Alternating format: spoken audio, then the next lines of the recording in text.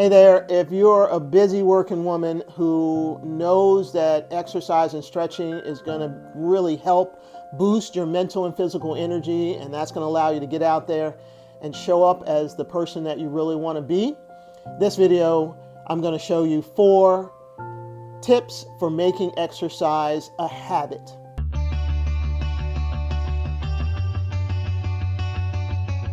Why do we want to have habits, make exercise a habit? When you have a habit, you don't have to think about it. And think about what life would be like if you could exercise regularly 3 or 4 times a week and you didn't have to pull yourself into it, you didn't have to force yourself into it, you didn't have to guilt yourself into it. It just happened. This is just how I live my life. I get up and I go do 30 minutes over here, or I go play tennis, or I go do this, or I go do that, and that's just how I live life.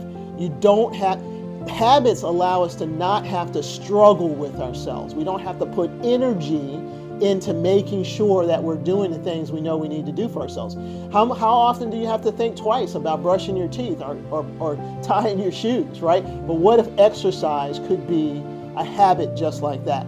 I'm suggesting that that's what we want to do with all of our health and wellness practices, is actually get them to be habits that we don't have to think about, we don't have to struggle with, they just happen. So tip number 1 for making exercise a habit is to have a clear vision of who you want to be.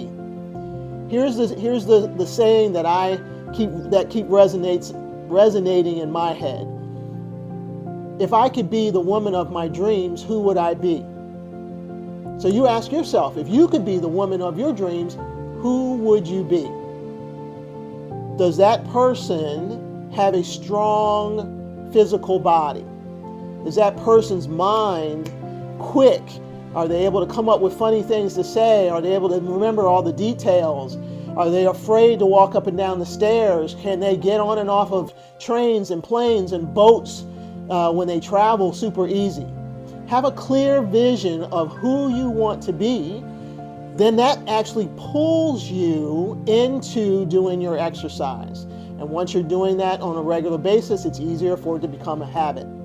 Trying to push ourselves into doing the things that we know that we need to do for ourselves, that doesn't last very long, does it? No. We want to be pulled, we want to be led. And having a clear vision over there of what I want my life to look like, what I think my life is about, what kind of contributions do I want to make, how do I want to show up for myself and others, then when we see that person over there and we know that I want to climb such and such a mountain, or I want to be able to ride that boat when I go to this place, or I want to be able to carry my own suitcase, or I want to walk around Italy for hours at a time with a backpack. When you see that person there and you know that's what you're trying to do, then getting up and getting some exercise in regularly becomes easier because you're trying to get yourself over there. If we don't have a vision for ourselves, then, why do I have to make myself do this thing? So, number 1 tip, have a good vision for yourself. I'm checking my list down here. Have a dedicated space is tip number 2. You don't need a big space. I happen to have an exercise area here that's halfway decent size. I can do a bunch of different things. But you know what? Really what you need is a good exercise mat, a few basic weights, hand weights, maybe a kettlebell, maybe some kind of exercise bands, and then a little spot to do that in, big enough to be able to stretch your arms out to the side. Part of what happens for myself and clients, they tell me that they get up and they're ready to exercise, but they don't know where they're going to do it. And they're trying to clear things out over here, and they're trying to clear things out over there. And do they have the equipment ready to go, right? You want to get up, get to it, get it over with, and move on with your day. So having a dedicated space with all your equipment there, ready to go, you know what routine you're going to do, then that's going to make life a ton easier. You're going to be able to get in, get it done, and get out. Tip number 3 is to keep it super simple.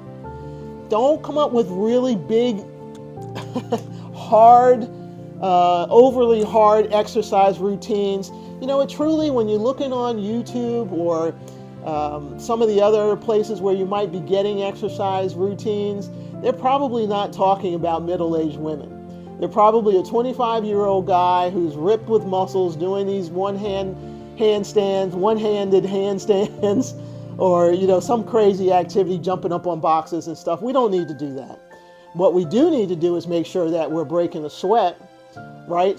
And work out in a way that's going to allow us to feel muscularly strong. I'm not saying big Arnold Schwarzenegger muscles, but we want to feel, when you go to reach down and pick up something, you want to know that your back can handle it. You want to know that your arms can handle it. When you're trying to go up and down stairs, you want to know that your legs are literally carrying the rest of your body. Sometimes we go to hit the steps and we're pulling ourselves up and our legs are strong enough. So that's really what we're trying to do. We're not trying to do a bunch of complicated things that could actually injure us later on, or they're hard to figure out, and maybe you got to do the move just right in order to not injure yourself.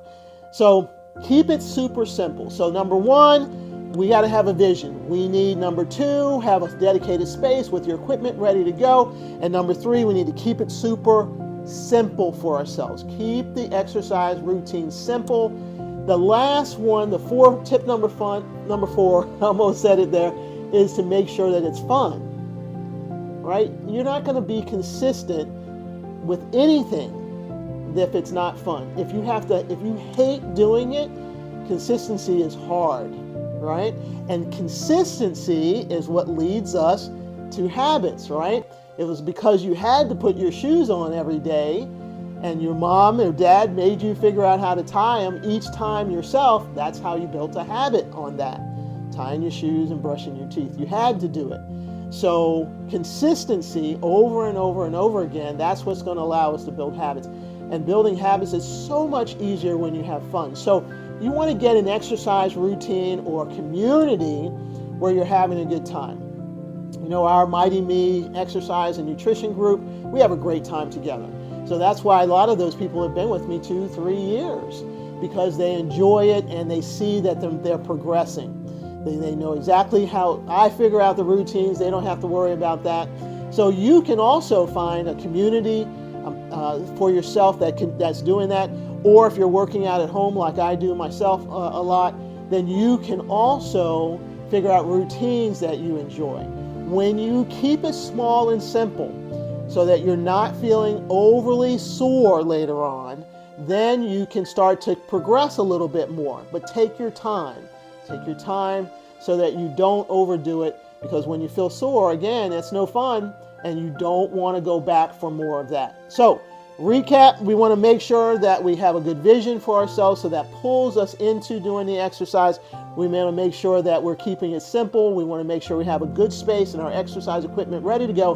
And number four, we want to make sure that we keep it fun. If you want to talk more about your exercise routine or anything that I discussed here in this video, let me know. I'm happy. Click the link below. I'm happy to set up a time.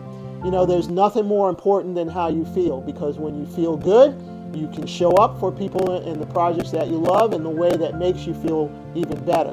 But when you don't feel good, it's going to be hard to be the person that you really want to be. So exercise and stretching is a great way to take care of yourself. Take care.